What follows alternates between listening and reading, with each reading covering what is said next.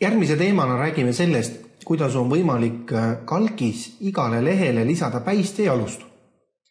Päise ja aluse aktiveerimiseks tuleks jällegi võtta vorminduse menüüst lehekülje aken.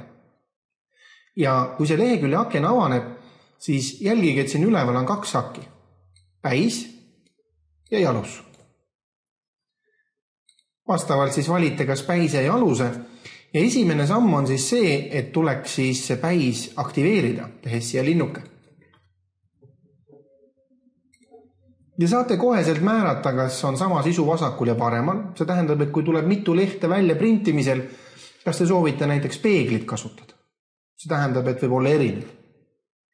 Ja nüüd selle päise sisu enda trükkimine on võimalik redigeeri nupu alt. Päis koosneb kokku 3 alast, vasakpoolne ala, keskosa ja parempoolne ala. Ja nüüd selleks, et sinna sisse trükkida, klõpsate vastavasse osasse, lisate oma teksti või kasutate mõnda valmisväärtust ja seejärel sobib ja veel kord sobib.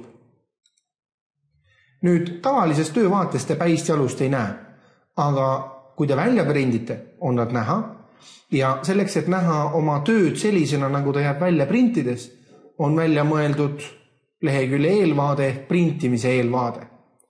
Ja nüüd, kui ma printimise eelvaate lahti võtan ja natukene suurendan, siis näete, et siia ülesse päisesse ilmus see tekst, mis ma trükkisin.